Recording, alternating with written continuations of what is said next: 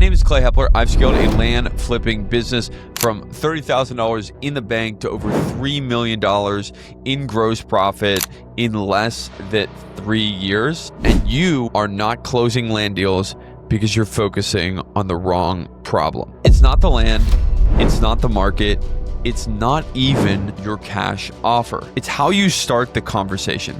The first 60 seconds is destroying your chances, and no one is teaching this. When I got started in land, I bought a course and sent out 15,000 mailers and got absolutely no traction. Imagine that. You start, buy the course, you send out 1,000 mailers and nothing happens. I thought I needed better data. I thought that I wasn't pricing correctly. But when I reverse engineered every failed conversation, it was one thing. It was my process. I was letting the seller control the tone, the pace, and the outcome. I had no system, no leverage, and it was killing my conversations. 83% of land investors that work with me on a one-on-one basis personally see that the number one problem is getting sellers to say yes, even after they make an offer. By the end of this video, you'll have my exact 5-step framework we use to close 4x more land deals without chasing, convincing, or begging anyone. If you've ever sent out an offer and gotten silence, no callbacks, no nothing, no communication, let's be honest, this is probably you. You're taking seller calls every day, you're making offers every day, you're getting a lot that are the one that got away. You think, hey, I'm going to get this deal, then nothing. You go and pull more data, you send more mailers or more marketing, and you just really don't get traction, right? You might be closing 1 in 60 people, and it's not that you're not able to close them after you get under contract. You literally can't get them under contract. And sales is the lifeblood of this business now. It used to be sending out a bunch of mailers and you could make money, but now it's really about the sales process on the front end and the back end. Imagine you talk to 10 sellers and you instantly know which ones are the right ones to connect with. You lead the call, there's no pressure, there's no commission breath, there's just structure, there's just clarity. Sellers start asking what the next steps are. That's what this system gets you: predictability, control, and peace. One of my clients came to me last December, successful guy, over $500,000 in gross profit a year in his first year. He wanted to double his business. And he came to me, and when we spoke through what was going on in his business, we realized that he was only getting 1 deal under contract per month, and it had dropped precipitously. We changed a couple of things about his process and the people that were sitting in the roles that they were sitting in, and he started closing 4 deals per month by the first quarter of this year. It was just a little tweak, which we're going to talk about today. It 4x'd his output. Now, just so you know, we at Hepler Land Holdings do things a little bit differently, and we work with our clients to do things a little bit differently. We don't just throw out blind offers. We don't lowball just to see what sticks. We do something called a 2-call close. Call 1 is handled by the lead manager. That's a discovery call. We ask the right questions, we determine motivation, and we define a motivated seller as someone who is willing to sell in a period of time. And we'll talk about this in a second. That call usually is about a 10 to 15 minute call. It is not rushed. It is designed to set the right expectations, qualify hard, and book the real conversations so you're not wasting your time or your team's not wasting time on tire kicker sellers, which, depending on your marketing channel, if you're using cold calling or texting, could be the majority of your sellers. So let's jump right into the 5-step framework. Step number 1, frame the process early. Every seller interaction starts with a controlled frame. This is where most people mess it up. You don't set the rules, the seller will. If you do not set the rules, the seller will. And now you are reacting instead of leading. Is one of the reasons why you're probably getting ghosted, because you don't have trust with the seller. You are not an established, trusted advisor. You are just another salesperson on the other end of the line. Our goal in the initial call is to extract pain. It is to create urgency. It is to define the motivation of the seller. It is to figure out if they have a price in mind and set the expectations for the next call. You're not really selling on this call, and a lead manager position could almost be a really good customer service position. You're really qualifying, you're filtering, and you're controlling the energy. And when I say controlling the energy, I'm sure you've been on a call when someone said that they were going to call you at a certain point and ended up they're not calling you at that point. By controlling the energy, by controlling the call, that alone increased our show rate by over 30% on the second call, and it sets up the frame of the conversation with our company to be an elite trusted advisor versus just another land buying company. So during that initial call, the step one is to really set the expectations. And the step two is the lead manager to actually qualify and prep the seller. The goal of this part of the call is to extract pain, confirm urgency, and define motivation.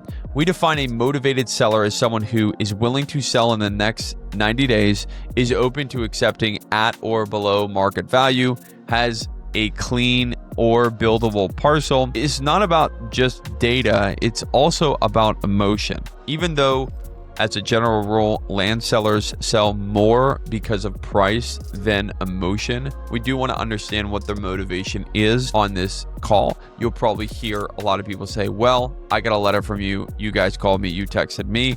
That's not an acceptable answer. And our lead managers know when we hear that, usually we can handle an objection like that by simply saying whatever the objection is before you ask the question that creates the objection, you just pre-frame it. So for example, if someone always says, hey, you guys called me, what's your offer? You say, hey, besides us calling you, comma, what are you thinking of getting out of the parcel? Or besides us reaching out to you, how will this sale impact you and your family? And we do this not only by asking those questions and understanding how to pre-frame, but we also do this for using tactical empathy. And I first learned this from Chris Voss, the famed FBI negotiator. It's tactical empathy. We mirror language. If they say it's been a headache, you say a headache, repeating the last 2 to 3 words of the sentence or the critical 2 to 3 words. Labeling emotion. Sounds like this has been really difficult. It seems like, it sounds like, it looks like is how we label their emotions and bring them out. For some of these sellers, it is really difficult to get these emotions. And so instead of going directly at them, we want to go indirectly using mirroring and labeling to pull out the emotions, to really understand what is the defining characteristic of this seller in selling us the parcel. And usually underneath the surface of, I'm going to make money, it's, well, really, are you going to go buy a Harley? Are you going to go Vegas? Are you going to buy a Ferrari? Are you going to travel around the world? Are you going to put this in a retirement account? That is the motivation. That is the emotion that we want to capture so that when we give the offer, and that's later on in the step-by-step process, when we give the offer, it is incredibly compelling because it fits their personal circumstance, not just, hey, here's a $50,000 offer. I know that this will help you solve XYZ problem. One additional thing that I like to talk about is T.A.R.P, timeline, agenda, results, permission to say no. We do this at the beginning and at the end, or anytime we're setting expectations with the seller. The timeline is, how long is this going to take? 5 to 10 minutes. This call will last 5 to 10 minutes.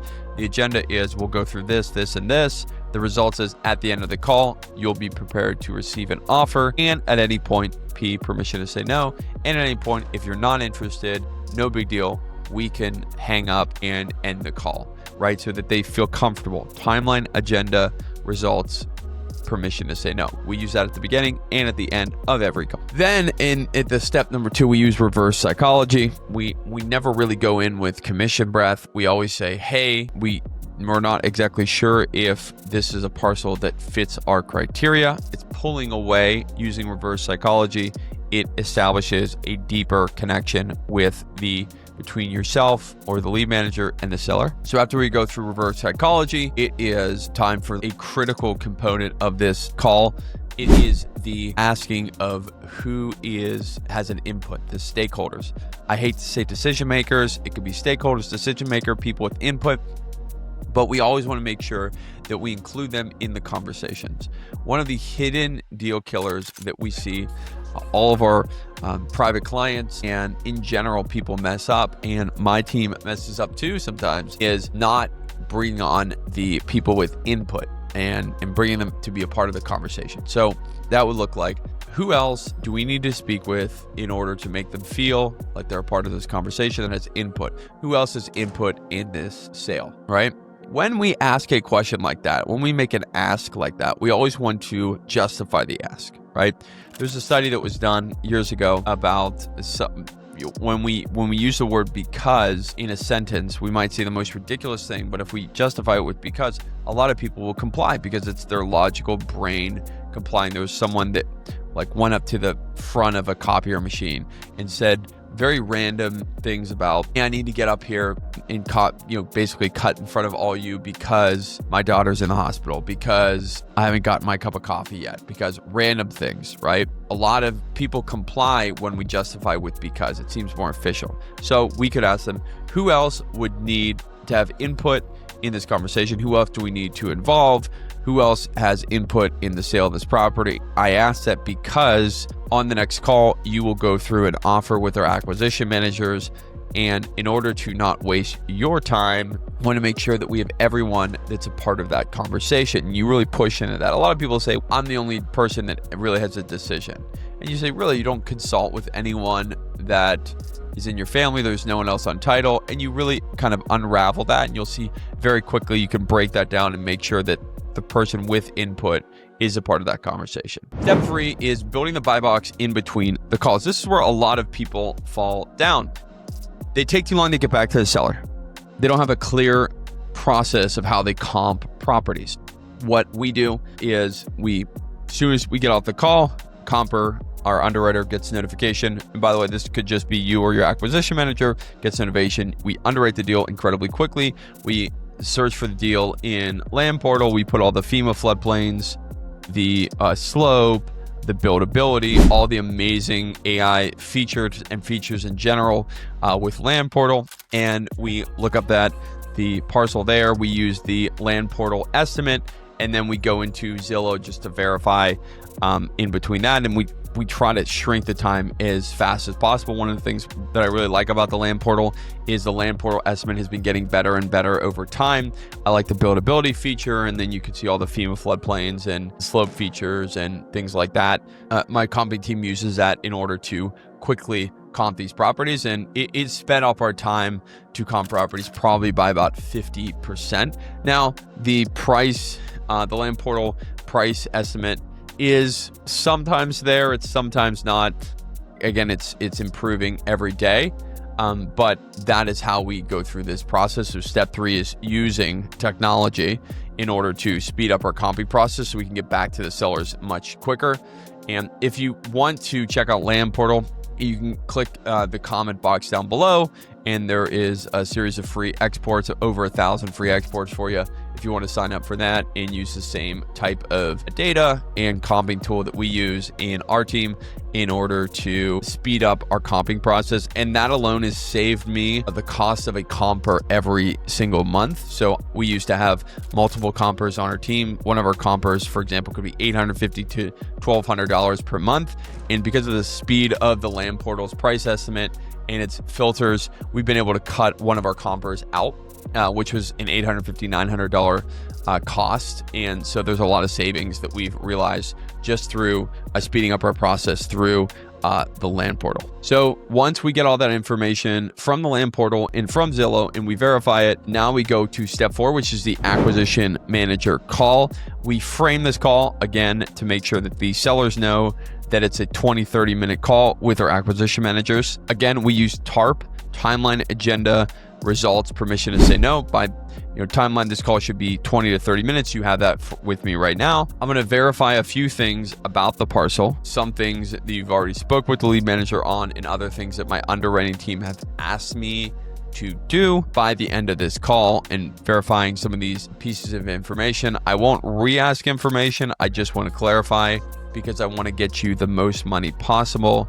At the end of the call, you will have your offer. If the offer is something that you're looking to move forward with, we would just move forward right away and get this thing signed up and sent over to the title company. In the event that it's not something that you're looking to do, no hard feelings. We gave it a good try, and at least you know what a land buyer would pay for your land. So during this call, we go pretty deep. Now, I've learned all this stuff from other sales coaches, Steve Trang, John Martinez. I've learned stuff from Ajay in building out my sales process, but really we do past, present, future questioning. So what happened when you purchased this? What's going on now? How does this help you achieve your goals? What does this do for you and your family? These are not throwaway questions. They are create emotional weight. Then we eliminate deal killers again. Deal killers could be partner, spouse, or family, timing, any other concerns about us in the process, uncertainty. Those are the deal killers that we have to deal with. Of course, there is a price deal killer, but can't really handle that, right? We can communicate to someone the value of their property and purchase it for a number that makes sense to us, but we're not going to convince someone that absolutely believes their parcel is worth $100,000 that we can buy their parcel for $60,000. It really doesn't work that way, which again is the importance of the past, present, and future questioning, because they create this emotional weight that you can bring up later in the call when you're giving the offer to the seller, that they will then say, oh, wow, this is like, I understand this is actually super valuable to me, right? We make decisions as a result of our emotions. And so if we have that emotional weight that we can communicate to the seller of the importance of selling the property to us now, it really allows us to have some more flexibility on the pricing from the seller. We will then go through past, present, future, and the deal killers. Then we hit them with the pitch. We will do 2 to 3 anchors with the seller. So first we'll anchor with what other investors are paying in the area. Then we'll anchor with our min. Then we will go up to our amount if needed. So every time we comp a property, we have a min and a mal, which gives our acquisition managers within the min and the mal flexibility to get properties under contract. Then after we give them the offer, which this basically finishes up the offer call, this is the step 4, we shut up and we wait. Now, step 5 is objection handling and closing on the call. Now, at this point, this is where great closers shine and amateurs shrink. A lot of acquisition managers will get the low-hanging fruit. Every business gets more and more competitive over time. It's more important that you have an absolute alpha in this position, because most objections aren't about just strictly price. If it's a price objection, it's not really objection, in my opinion, because there's no way you're going to really get to changing this person's perception on price. It really comes down to emotion, motivation, and uncertainty. So we don't really counter, we clarify. If the objection is the price is too low, we respond with, got it, okay, so what were you hoping that I would say? Then we go through, if we come up to that number, what would happen next? And we can really see if there's any other objections, emotions. We're not committing to that number, but we are having a conversation with the seller about that number to see if it's really price that's an objection or if it's something else. If they need to talk to someone, we isolate that objection. So aside from that conversation, anything else that would stop us from working together, we have an internal objection handling framework, AIOL, acknowledge, isolate, overcome, loop. So we acknowledge, hey, totally understand that this is not the number you're looking for.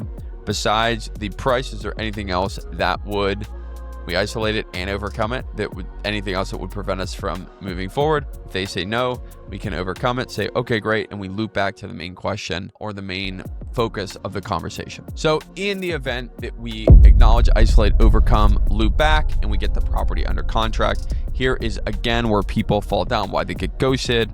This is the golden nugget. You just close the seller on the phone. And they might say, because they're uncomfortable, it's like saying, hey, I need to think about it when you go to a car dealership.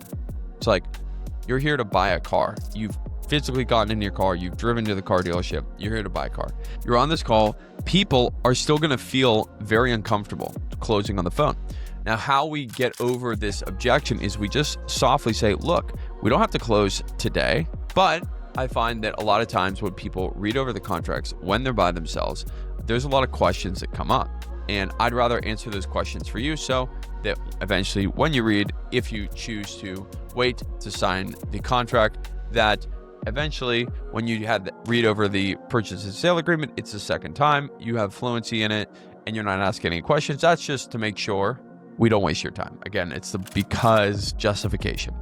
And we close them on that call. Not a hard close, right? Of course, if there's other people that need to sign, we want to make sure that they're on that call, but if they don't eventually get on that call, then what we need to do is go through the calling them back, etc. But on that call, we're trying to handle all the objections, the questions that could come up, reading through everything. So on that call, we're going over line by line everything on the purchase sale agreement. At the end, we just totally say, hey, if you're ready to go, you can just click that sign now button. And a lot of times we can close people on that call.